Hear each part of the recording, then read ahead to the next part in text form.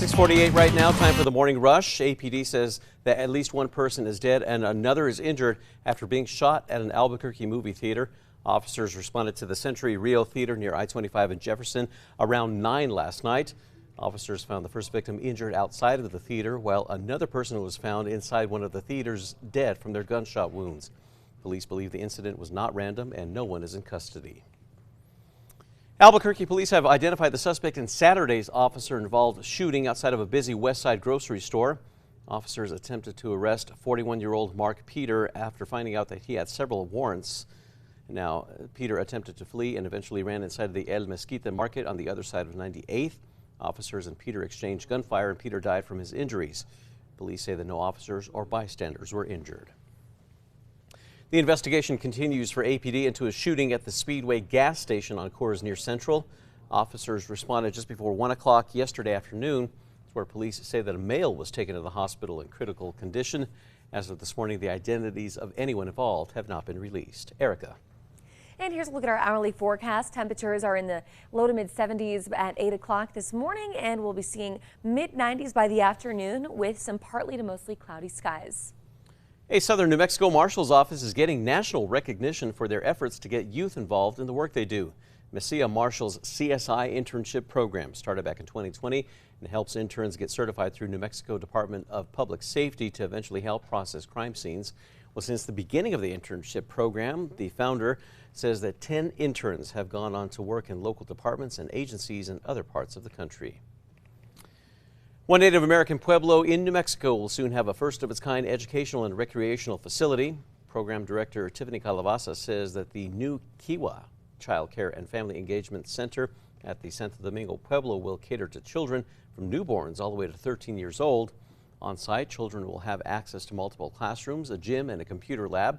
The Pueblo was hoping to have that facility completed and open by October of next year. This morning, the lights are back on for residents in Rio Rancho after an outage left some without power for several hours. Yesterday, PNM says the crews had to make repairs to about 350 feet of down power lines, which meant that additional crews had to be brought in. They say that the cause of the outage was a bird that crashed into the line.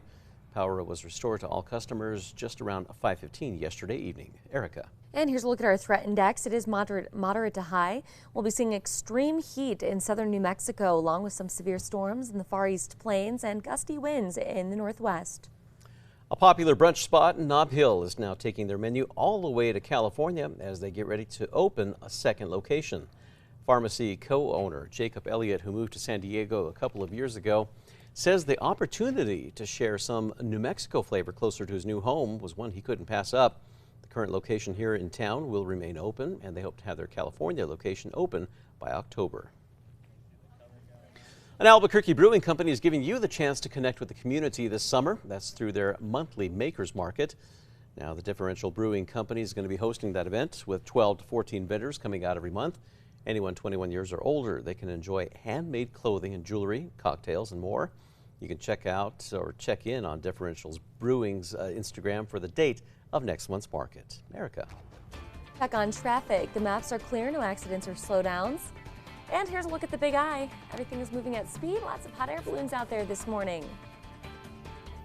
Van Leeuwen Ice Cream is now looking for someone to try out their cold, sweet treats. Job responsibilities include working with research and development of new flavors. The applicants, they need to make a short video explaining why they are the best candidate for the job. That's before July the 6th. The winner and a friend, they will get a hotel stay in Brooklyn and Van Leeuwen's shop tour. That's where they will get to try every single ice cream flavor. Time now for the 5 facts. At number 5, an Albuquerque Brewing Company is giving you a chance to connect with the community this summer through their monthly Makers Market. The Differential Brewing Company is hosting the event every month with 12 to 14 vendors coming out to support. Anyone 21 years old and older can enjoy handmade clothing and jewelry along with cocktails and art. The organizer of the event says these types of events help her to connect with the community. You can check in on Differential Brewing's Instagram for the next month's market. At number 4, this morning high school students will have until the end of this week to apply for the FBI Teen Academy. Students will get a chance to learn about the day-to-day of FBI work, along with lessons of terrorism, cybercrime, public corruption, and more. That academy is going to be held on July the 29th. The deadline to apply is on Friday. And number 3, it's going to be a hot day in southern New Mexico. Temperatures will be climbing over 100 degrees and even to around 110 in Roswell and Carlsbad. And number 2, Albuquerque police have identified the suspect in Saturday's officer-involved shooting that was outside of a busy West Side grocery store. According to APD, officers were sent to the auto zone on 98th and Central, where a man, later identified as 41-year-old Mark Peter, was passed out inside of a car. Police say that they tried to wake him and then get him out of the vehicle after finding out that he had several warrants out for his arrest. They also say that Peter attempted to flee in the vehicle, but his tires were ruptured by spike strips. He then took off on foot, armed with a knife and a gun, running inside the El Mezquite market on the other side of 98th. That's when officers shot at him, killing him. Police say that no officers or bystanders were injured in the incident. And at number 1 this morning, we are following developing news as Albuquerque police say that at least one person is dead and another injured after being shot at an Albuquerque movie theater. Officials tell us that officers responded to the Century Rio Theater that was near I-25 and Jefferson around 9 last night.